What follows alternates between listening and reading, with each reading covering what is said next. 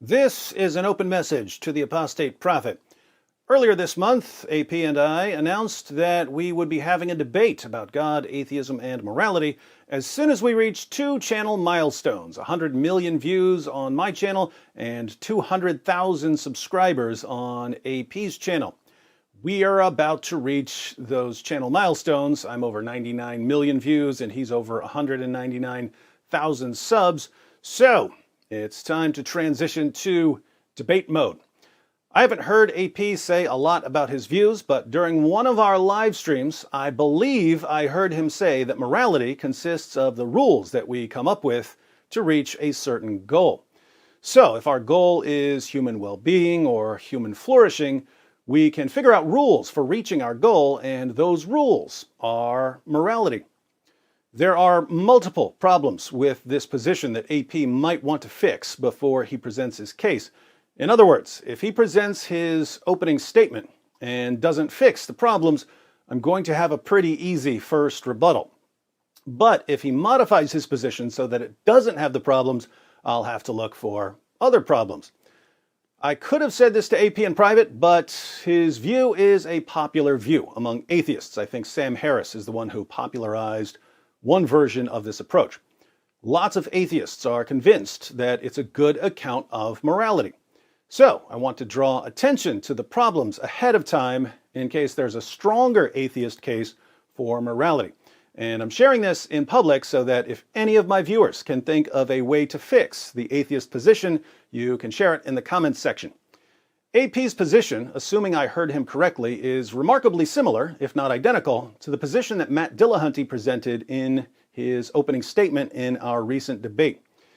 It only took me a few seconds to spot some problems, and I think I can come up with a few more. Dillahunty responded to my objections. However, Dillahunty's response is not available to the apostate prophet, because the apostate prophet has some other differences from Dillahunty, which make Dillahunty's response off limits to the apostate prophet. So in this video, we're going to take a look at a few obvious problems with a popular atheist account of morality. Then we'll see how Matt Dillahunty responded to these problems. And finally, I'll explain why the apostate prophet can't use Dillahunty's response. I will then wash my hands of the matter, and we'll have to wait and see what AP comes up with. In my debates with Matt Dillahunty, I spoke first, then Dillahunty gave his opening statement. In his opening statement, he laid out his foundation for morality. In short, human beings seek well-being. There's no objective moral obligation for us to seek well-being. There's no requirement that we seek well-being, we just seek well-being. But because we have a goal, human well-being, there are better and worse ways of working towards that goal. Here are some clips. But my position is that as far as I can tell, there are no objective moral, no requirement that one care about well-being or human suffering or human flourishing or any of that. There's nothing about the universe that requires that we care about that. And yet, we do. This is what we've always talked about when it comes to morality. We are talking about how do humans interact? What are the consequences of our actions? Do those consequences make life better or worse for human beings? There's no requirement that one care about that, but if two people do care about that, then they can begin to assess what sort of actions one should do to achieve the goal of a better life for human beings. But the objections that I always seem to get are, yes, but why do you care about well-being in the first place? And we're not just saying that it's objectively, or that it is some truth that, oh, we care about it because we care about it, and that makes it true in the sense of an objective imperative. We're saying it is true that we care about this. I'm assuming that you care about it too. I'm assuming you'd like to live a better life. I'm assuming you care about how we evaluate interactions between human beings and what would be an action that benefits oneself or others or society, etc. And that because as long as we have to share space, we should work together to find the things that make life better for all of those people who care about making life better. Now, the immediate concern is, well, okay, well, what if I don't care about making life better? Cool, then I'm not talking to you. And I don't know where the word objective came from, because the word objective doesn't appear in the debate title, nor am I here saying in any way that there are objective, intrinsic moral values or truths in anywhere. Notice, Dillahunty repeatedly denies that there's any sort of moral obligation to seek human well-being or human flourishing. There's no requirement that we seek well-being. We just do, and because we do, we can discover, by experience, better and worse ways of working towards that goal. If you don't seek that goal, he's not talking to you.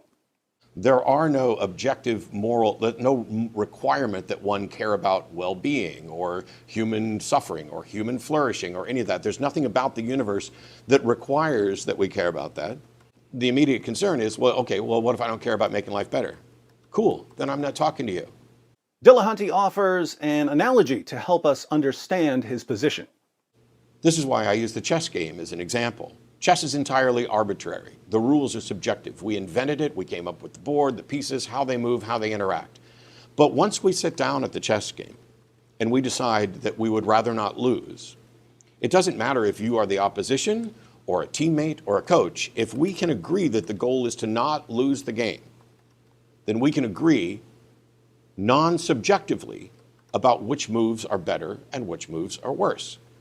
So, if two people sit down and decide that they're making a game called chess, and they agree that the goal is to win, and they agree on the rules, they can discover that certain moves are better than others. Now, as I said during the debate, I happen to agree with what Dillahunty says here. I don't agree that he's found a foundation for morality, but I agree that, given certain goals, there are things we can do to reach those goals. And I think that this is about the best case an atheist can make for any sort of moral system. The problem is, Dillahunty is about 1,000,000 miles away from presenting anything remotely resembling a foundation for morality. And it took me all of 5 seconds to see several problems. One, if you're claiming that although we have no moral obligation or requirement to seek the well-being of humanity, it's just something we do, well, there are all kinds of things that we just do. In the 20th century, human beings gladly killed millions of other human beings. The Stanley Milgram experiment and its follow-ups around the world showed that most human beings are completely willing to torture and possibly kill their fellow human beings for little or no reason. So if you're basing your moral system on the claim that human beings just happen to seek the well-being of humanity, I think we're in trouble. Two, if morality is simply the means to an end, the strategies for reaching a goal, a person could modify the goal, in which case there would be different strategies for reaching it, and these strategies would be morality. So if a person says, my goal isn't the well-being of all humanity, my goal is the establishment of a pure Aryan race, the means of reaching that goal might include slaughtering all non-white people, and that would be morality for him. The obvious problem is that's not what we mean by morality. Three, and this is the one I focused on most. Recall, Dillahunty said that there's no requirement, no objective moral obligation to seek human well-being or human flourishing. Moral obligations only come into play once you've agreed to the goal. Well, if moral obligations only come into play once you've agreed to the goal, it stands to reason that if you don't agree to the goal, you have no moral obligations. So, in my rebuttal, I pointed out that Dillahunty's view is precisely the view I had of morality when I bashed my dad's head in with a hammer when I was 18 years old. As an atheist teenager, I concluded that moral obligations are completely conditional. They only apply if you agree to them. They're voluntary. If you agree to go along with other human beings and work towards some goal, then yes, you'll have some sort of moral system. But if you don't agree, if you just don't care, if you think that it's a hilarious joke that these lumps of cells crawling all over a speck of debris in the universe are convinced that anything they do matters, you have no moral obligation to do anything. Hence, if you don't care about human well-being and you bash a man's head in, you haven't violated any moral obligation. You haven't done anything immoral. That's not morality. When we talk about morality, We're often talking about objective moral obligations. We want to say, 18-year-old David, you have a moral obligation not to bash people's skulls in, regardless of what you think or believe. So if you bash your dad's head in, you've violated a moral obligation. The system of morality that Dillahunty lays out in his opening statement can't provide any basis for such a moral obligation. Therefore, he's totally missed the mark on what we mean by morality. As a rule, if your theory of morality entails that I did nothing wrong when I bashed my dad's head in with a ball-peen hammer, you need a new theory of morality. Now, how does Dillahunty deal with these objections? He deals with my objections by contradicting what he said in his opening statement. Dillahunty throws himself under the bus. In his rebuttal, he admits again that there's no objective moral obligation. There's no reason to think that there's some objective moral imperative out there. What we're talking about is surviving, thriving, and recognizing that as beings in this universe, there are things that we can do that make our lives better and make our lives worse. But when we get to the discussion, we suddenly find out that whether you agree with the goal of seeking human well-being or not, you're somehow still obligated to seek it. You have moral obligations whether you think you do or not, and we're part of a society that will impose moral obligations on you whether you agree with the goals of society or not. Side note, a moral obligation that's independent of your feelings and beliefs would be, by definition, an objective moral obligation. It's natural from atheism to think that these moral obligations that we think are real, that you shouldn't do that, are just delusional, right? And I think you agree with that, right? If I think I have a moral obligation not to hit someone, your position is, if I decide that I'm seeking the well-being of humanity or of other people or something like that, then there are right ways and wrong ways to go about that. And so there are some rules. But as I pointed out, if I don't sign on to that, if I say I'm not seeking the well-being of humanity, then there is no moral obligation. The moral There's obligation no moral obligation outside of that. So whether or not you think you have a moral obligation, you are part of a society that will impose a moral obligation on you. Now notice, but according to your theory, I had no moral obligation. No, but I didn't say you don't have one. I said whether or not you think you do. Wow, wow, wow. Remember way back a few minutes ago when Dillahunty said that there's no requirement to seek human well-being? There are no objective moral, no requirement that one care about well-being or human suffering or human flourishing or any of that. There's nothing about the universe that requires that we care about that. Suddenly, as soon as I point out the obvious and indisputable implications of this claim, a requirement to seek human well-being magically appears. Dillahunty continues to admit that there are no objective moral obligations. Moral obligations are all conditional. They only apply if you're seeking some goal. If you don't agree with the goal, where does the moral obligation come in? It just does anyway, because you're playing the game of life.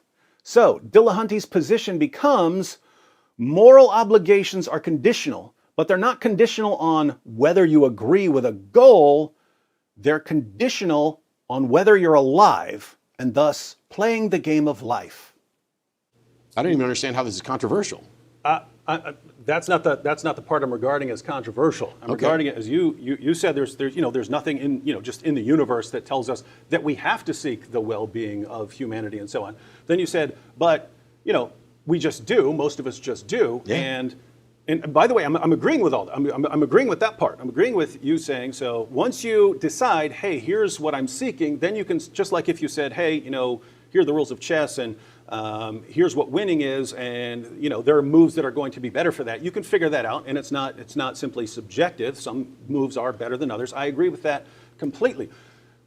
But you're saying that it is all our moral obligations are in that sense conditional. Yes. You have agreed to do this. If our not conditional on your agreement to do it, conditional on the fact that you are playing a game with these rules. We're playing life whether we decided to or not. So, opening statement. If some people can agree on a goal, then they can come up with some rules and strategies for aiming towards the goal. Discussion period. It doesn't matter whether you agree on the goal, you're alive, and thus you have to follow the rules of the game of life. Dillahunty eventually tries to give some account of why a person who doesn't care about human well-being would nevertheless be obligated to play by the rules. And for somebody to sit around and say, I don't care, I'm not going to be here. Okay, they're not participating in the system, but they're benefiting from it now. And the obligation, I would say, that any of us have is because we've already benefited from the work that others have done. It doesn't mean I'm required, I don't have to. You can't make me pay it back. I can, in a way I could, but you're right that I can't force you to have a motivation to pay back what you've already benefited from. And yet, if you don't, we can look at you and say, you are not a moral person. And when we say that, we're not saying you are not living up to an imperative, a universal objective imperative. We are saying you are not living up to how we have defined morality to be. So, you've benefited from society, and you're therefore indebted to society.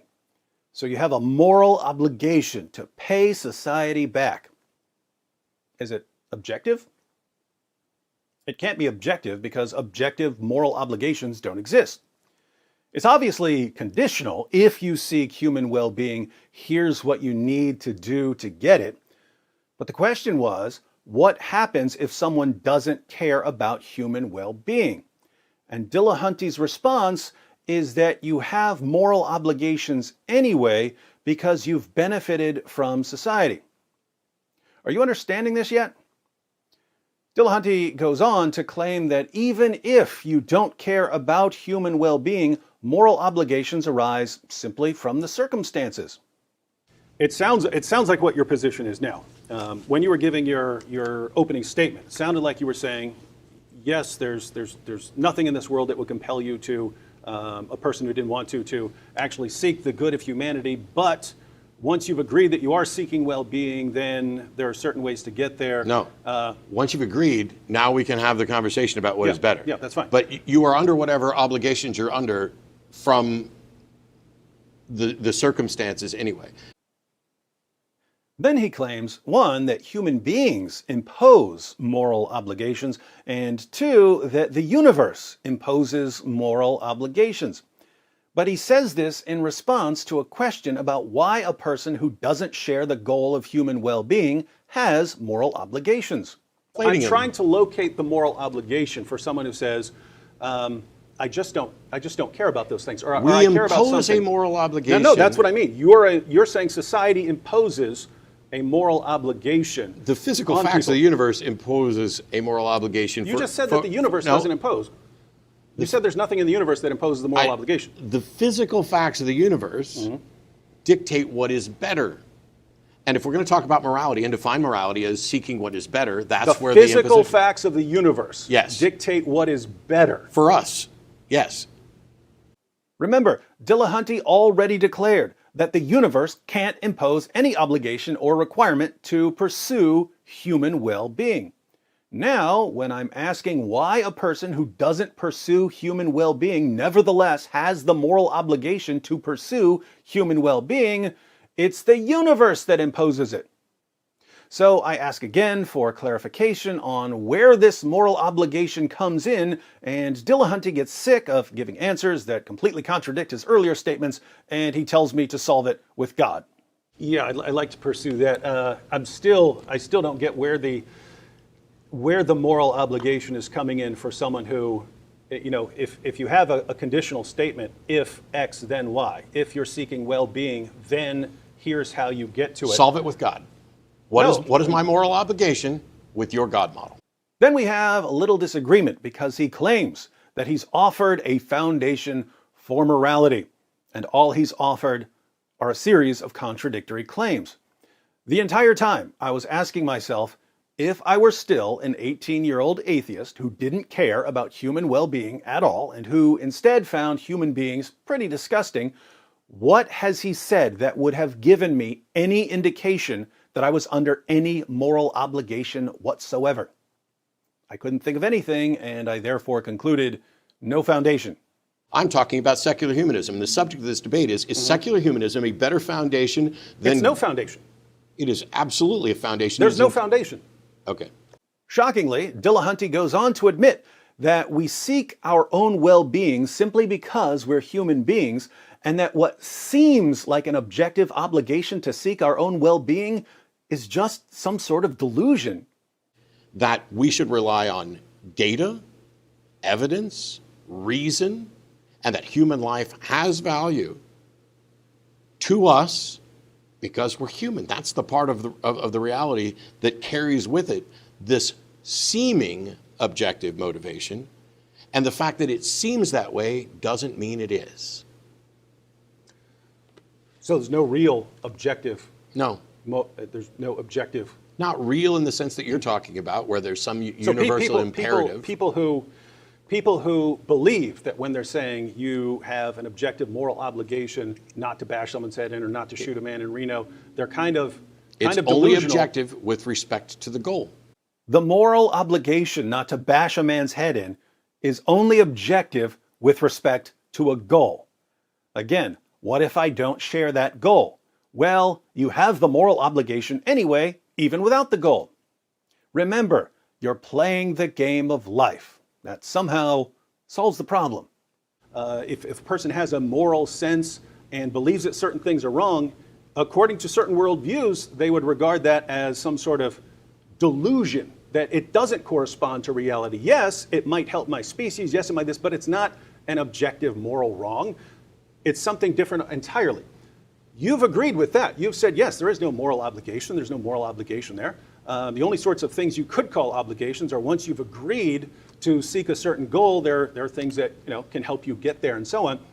Again, that is very different from what people... I've said that 3 times now, I think, probably. It's not that you agreed. You're playing the game, no matter what. You might not think you have any moral obligation, but go ahead. 2 interesting questions came up during the Q&A. Jay Shai pointed out that if we have a moral obligation to seek human well-being, that would be a categorical imperative.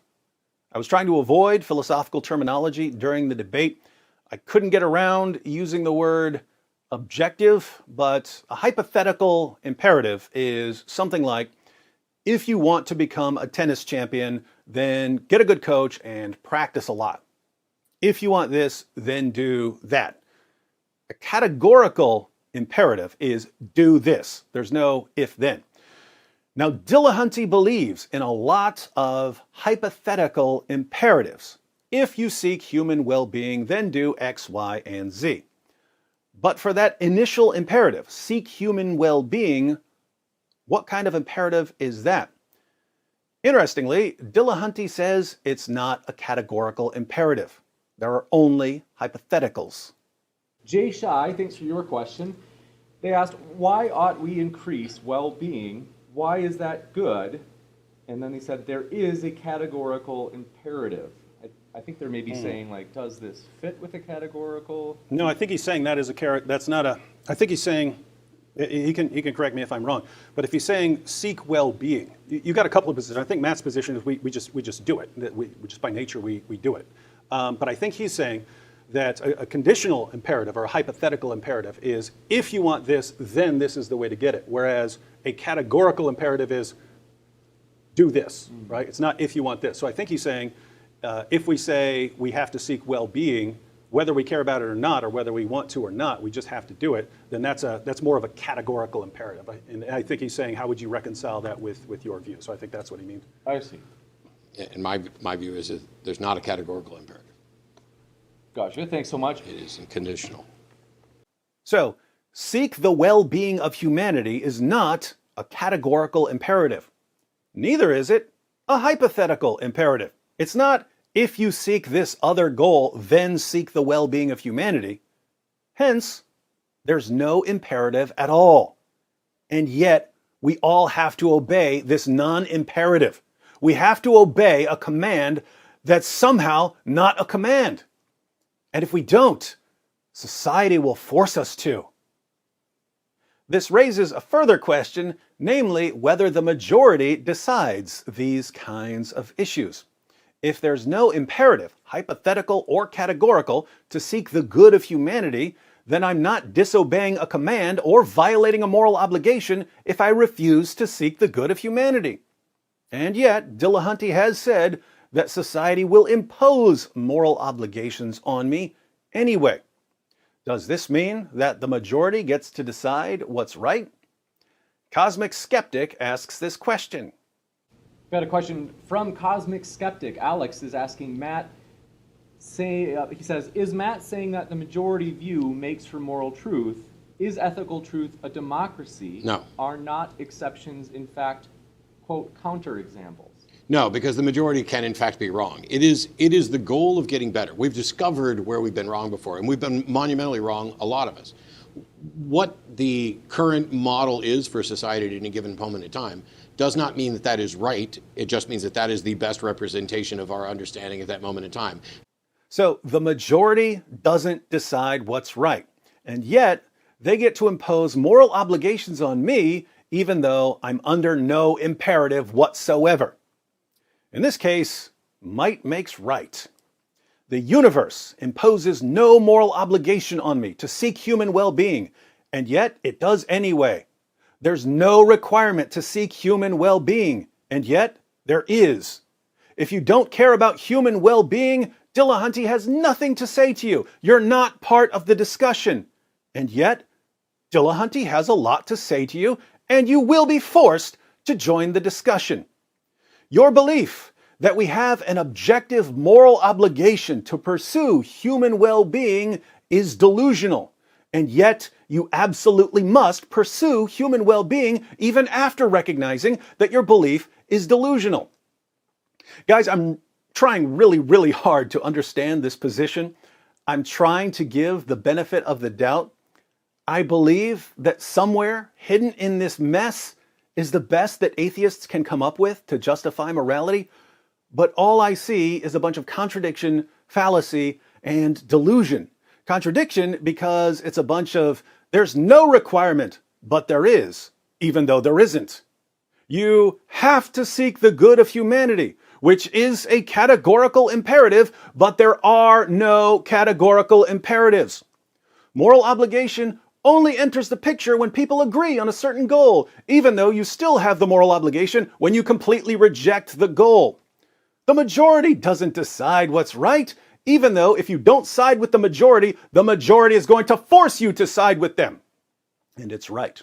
A foundation has to be stable.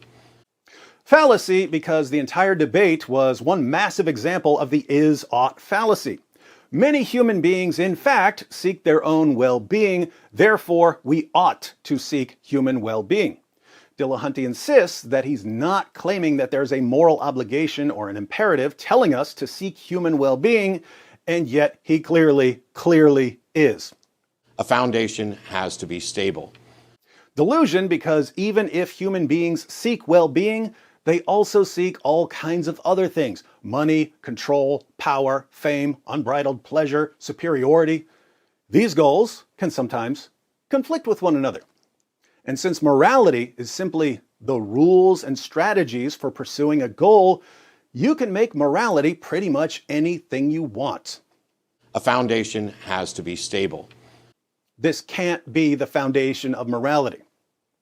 So that's all I really see here. How is this, as it stands, such a popular ethical position among atheists? I have no idea. But if you can make sense of it, please do so in the comments section. Keep in mind, there are other people out there, like me, people who were born without the normal feelings that keep the rest of you from rebelling against the herd. Because we don't have the feelings that the rest of you rely on, we need a reason to follow the rules. If you can give us a reason, even a reason that has nothing to do with God, I'd love to see it. If you can't give us a reason, I strongly suspect that your morality is grounded in nothing but feelings. But as I said in my opening statement of my debate with Dillahunty, what I find is that atheists simply don't apply the same level of skepticism to their own claims that they apply to the claims of theists. If your moral theory entails that it wasn't wrong of me to bash my dad's head in, I regard your moral theory as completely useless, and repeatedly contradicting yourself and undermining your own theory isn't going to help. This brings us to the apostate prophet. Why is Dillahunty's response to my objections not available to the apostate prophet? Well, if I didn't know better, which I don't, I might think that Dillahunty presented a position that he really believes in but had never seriously scrutinized.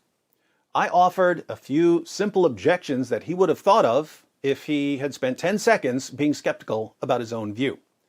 In order to block these objections, he made up new rules that contradict his original position. The apostate prophet is not like that. I don't think he's going to lay down his theory, then pull a bunch of magical moral obligations that somehow aren't moral obligations out of his hat, then get angry and start shouting me down. He's better than that. And his fans, let's face it, are much better than Dillahunty's fans, who seem to love the endless contradictions and made-up rules. They are reveling in irrationality. It's very, very odd to say, here's my foundation for morality, and it's one big mass of contradiction, fallacy, and delusion, and then turn around and call yourself a skeptic when you clearly aren't. There are different kinds of atheists. Some atheists are driven primarily by anger against religion. They claim that they're just going where the evidence points. But when you look closer, it's clear that they're so enraged at Christianity or God that reason and skepticism are mere masks to cover up what's really going on. That's Dillahunty and his fans. If you don't believe me, just watch their comments on this video. They don't care if their hero contradicts himself. They just don't care. And this only proves what I said in my opening statement. If your skeptometer is set so low that you don't even spot contradictions at the foundation of your beliefs, you're not skeptics. There are other atheists who aren't driven by anger. They don't have any noticeable hostility towards God or religious believers. They might believe that certain religious teachings are dangerous, but that doesn't keep them from being careful in their reasoning. Those kinds of atheists can still be skeptical of their own claims. They can look at the mess that Dillahunty presented and say, no, this is nonsense. We need something better than this. The apostate prophet is one of those atheists. So, AP, we'll be posting our opening statements soon. If you can figure out a way on atheism to avoid making all of morality voluntary, your position will be much stronger from the beginning. The two basic options ahead are, one, to make all morality conditional on pursuing a certain goal. You can do that. And when I respond, well, according to your moral theory, I did nothing wrong when I bashed my dad's head in, you can bite the bullet and reply, true, you didn't violate any moral obligation, but we're still going to stop you. I see some problems with that, but I don't see any contradiction. Two, you can defend some moral obligation to seek human well-being or human flourishing. If you can defend just one objective moral obligation, much of the rest of your view will fall into place, and it won't be hovering in midair or be grounded in what humans just do. Those are my thoughts on the upcoming debates. I can actually think of a few more objections to the voluntary morality of many modern atheists. I'd be happy to share a video outline of those before the debate in case AP wants to preempt my objections. Whatever else happens, I can almost guarantee that you're going to see a rage-free debate. That's how AP and I and our epic mix of Christian and atheist and Jewish and Hindu fans roll. Don't be a Dillahunty. By the way, What Do You Meme just posted some of his thoughts on Dillahunty's approach. Click the video and check it out, unless you're a racist against black apologists.